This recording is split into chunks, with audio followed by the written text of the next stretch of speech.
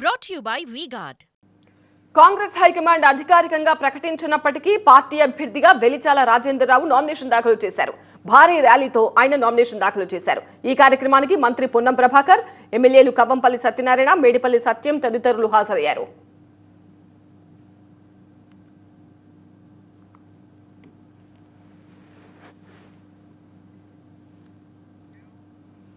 కాంగ్రెస్ హయాంలోనే కరీంనగర్లో అభివృద్ధి జరిగిందన్నారు వెలిచాల రాజేంద్రరావు. బీఆర్ఎస్ అభ్యర్థి వినోద్ నాన్ లోకల్ అని బండి సంజయ్ ఎంపీగా గెలిపిస్తే ఒక్క అభివృద్ధి కార్యక్రమం కూడా చేపట్టలేదన్నారు. పొన్నం ప్రభాకర్ ఎంపీగా ఉన్నప్పుడు నియోజకవర్గానికి చాలా నిధులు తెచ్చారని అన్నారు. మనకు నయా పైసా పని ఒరగలేదు.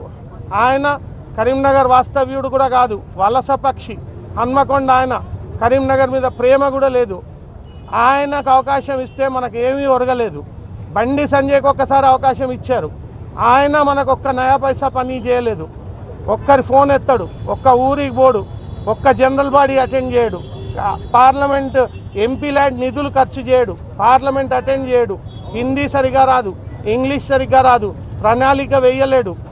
ఇరిగేషన్ డిపార్ట్మెంట్లో టీచర్లు పనిచేస్తారనుకుంటాడు, ఎడ్యుకేషన్ డిపార్ట్మెంట్లో ఇంజనీర్లు పనిచేస్తారనుకుంటాడు. సో ఇలాంటి వ్యక్తిని మళ్ళొకసారి తప్పు చేయకూడదు. మనము మీకు కాంగ్రెస్ పార్టీ అన్ని రీతిలా మీకు స్టేట్ గవర్నమెంట్ మేనిఫెస్టో కానీ నేషనల్ మేనిఫెస్టో కానీ పర్ఫెక్ట్ ఉంది. మీరు ప్రభాకర్ గారికి ఒక్క అవకాశం ఇస్తే పార్లమెంట్లో ఎంత అద్భుత పర్ఫార్మెన్స్ ఇచ్చారు మీకు తెలుసు. తెలంగాణ పోరాటానికి కోసం ఎలా పోరాడారు. లోక్సభ తొలిదశ ఎన్నికల్లో బీజేపీకి భంగపాటు ఎదురైందని, అందుకే ఇప్పుడు తెలంగాణలో మత చిచ్చు రేపి ఎన్నికల్లో గెలిచేందుకు మోదీ కుట్ర చేస్తున్నారని విమర్శించారు మంత్రి పొన్నం ప్రభాకర్. లోక్సభ ఎన్నికల్లో బీజేపీ ఓటమి ఖాయమన్నారు. గ్యారెంటీలు అమలు చేసినాం.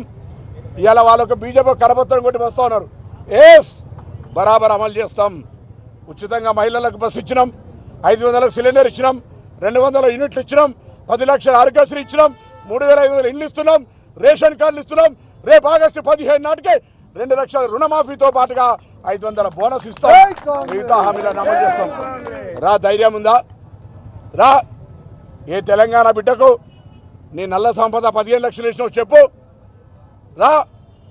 ఈ దేశంలో రైతులు నల్ల చట్టాలు తెచ్చి రైతులకు వ్యతిరేకంగా తీసుకున్న చట్టాల లోపల రైతులు చనిపోతే ఏం మాట్లాడినో అని అడుగుతావునా?